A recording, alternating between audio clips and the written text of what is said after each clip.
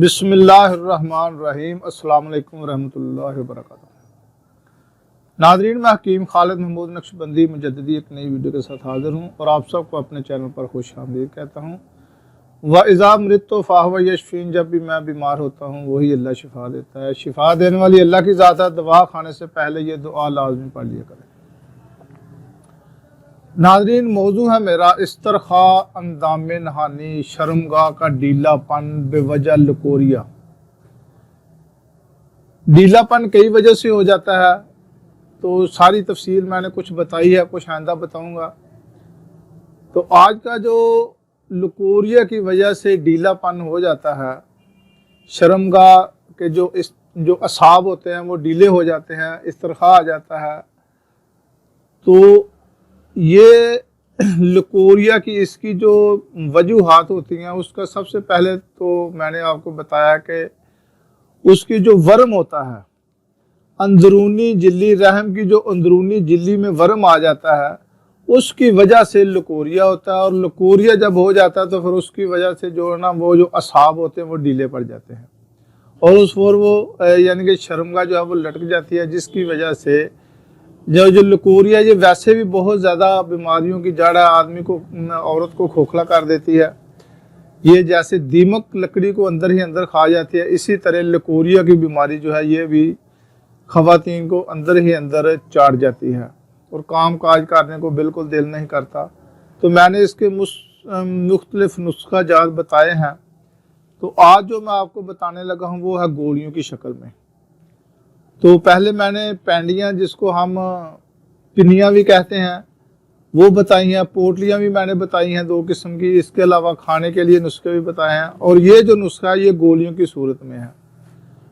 और भी नुस्खे गोलियों के बताऊंगा और ये नुस्खा भी गोलियों वाला ही है। ये सिर्फ सिलानुर रहम के लिए नहीं है। अगर रिक्कत मणि, मर्द हजरात की जो मणि है वो अगर पतली है तो, और अगर जरियान है, जरियान अगर की शिकायत है मर्दों को, और इसके अलावा अमसाक के लिए, अमसाक उसको कहा जाता है कि जो टैमक, पंजाबी में समझ के टैमक जिससे ज़्यादा हो, तो ये उसके लिए भी दवाई बहुत मुफीद है ये गोलियां। इसके अलावा मजीक उसको कहा जाता है जो तंग करने वाली दवाई को।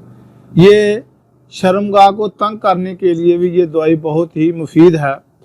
तो नोट फरमा लें कि सबसे पहली जो चीज़ है वो है माजू सब्ज़ बेसुराख, जिसमें सुराख वगैरह ना हो, वो 11 अदद आपने लेने हैं।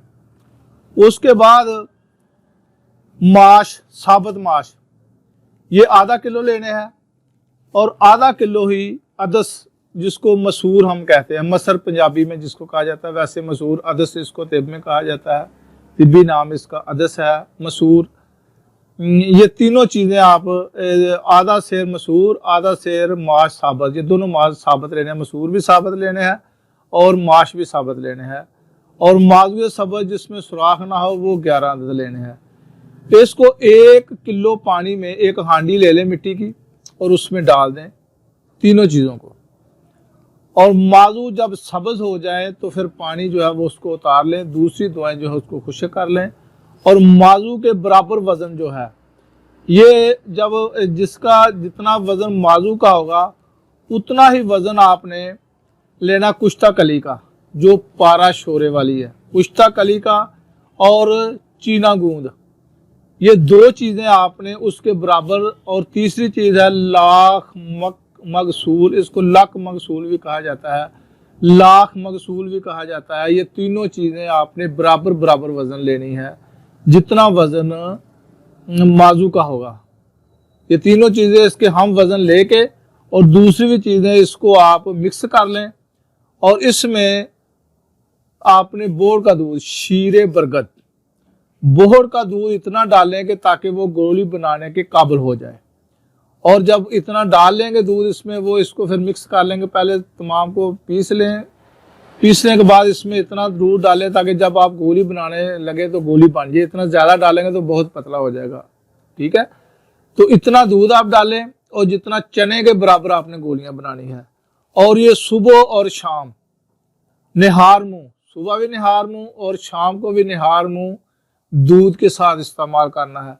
और वो खवातीन जो मैदे की मरीज हैं वो दूध में एक आध लौंग या दालचीनी का टुकड़ा डाल के उसको गर्म करके फिर आप वो ये गोली इस्तेमाल कर सकती हैं। और मर्द हजरात जो है वो भी जिनका मादा पतला है या जिनकी टाइमिंग कम है या जिनको जरियान की शिकायत है, ये नुस्खा इस्तेमाल करें तो उसके बेशुमार फ़वाइद हैं। लेकिन उसकी पिछली जो वजूहात है, जो मर्द हजरात की अगर जरियान के पीछे जो वजह है जिसकी वजह से जरियान हुआ है, वो वजह को ख़त्म करना ज़रूरी है।